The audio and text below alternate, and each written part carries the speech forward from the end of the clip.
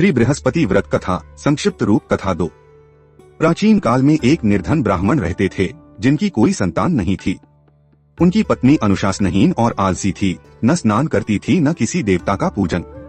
ब्राह्मण चिंतित रहते पर उनके समझाने से कोई असर नहीं हुआ। भगवान की कृपा से उनकी पत्नी को कन्या रूपी रत्न प्राप्त हुआ। यह कन्या बड़ी हो गई और प्रातःकाल स्नान कर भगवान विष्णु का जाप व बृहस्पतिवार का व्रत करने लगी। पाठशाला जाते समय वह मुट्ठी में जौ भरकर मार्ग में डालती और लौटकर उसे बीनकर घर लाती। धीरे धीरे यह जौ स्वर्ण में बदलने लगा। एक दिन कन्या अपने सोने के सूप में जौ साफ कर रही थी, तब उसके पिता ने देखा और कहा, सोने के जौ के लिए सोने का सूप होना चाहिए। अगली बृहस्पतिवार उसने व्रत रखा और बृहस्पति देव से प्रार्थना की कि उसके सच्चे भक्ति के कारण उसे सोने का सूप मिले।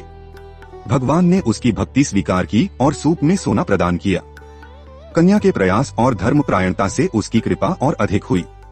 इसी समय नगर का राजकुमार वहां से गुजर रहा था। कन्या का रूप और भक्ति देखकर वह मोहित हो गया और अपने घर आकर उदास हो गया।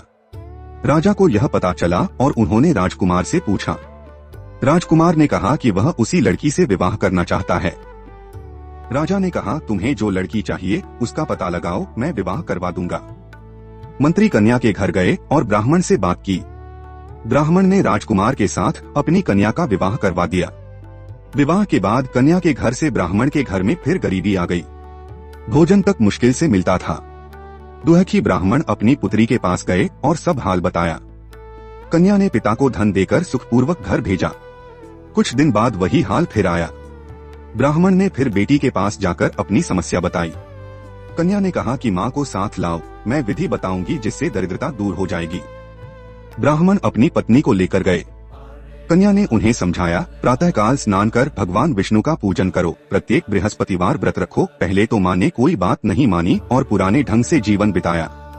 तब कन्या ने एक रात को कोठरी में माँ के सभी सामान निकालकर बंद कर दिया। प्रातःकाल स्नान करा के पाठ करवाया और माँ की बुद्धि सही हुई। उसके बाद उसकी माँ ने प्रत्येक बृहस्पतिवार व्रत रखना शुरू किया। इस व्रत और भक्ति के प्रभाव से ब्राह्मण और उसकी पत्नी धनवान और पुत्रवान बने। बृहस्पति देव की कृपा से उन्हें सुख, ऐश्वर्य और संतति प्राप्त हुई और जीवन के बाद वे स्वर्गलोक को प्राप्त हुए। कथा का संदेश: गुरुवार का व्रत और बृहस्पति पूजा केवल उपवास नहीं है, यह भक्ति, धर्म और सत्कर्म का प्रतीक है। जो व्यक्ति इसे श्रद्धा और सच्चाई से करता है उसकी सभी मनोकामनाएं पूरी होती हैं और बृहस्पति देव उसकी रक्षा करते हैं। बोलो बृहस्पति देव की जय, भगवान विष्णु की जय।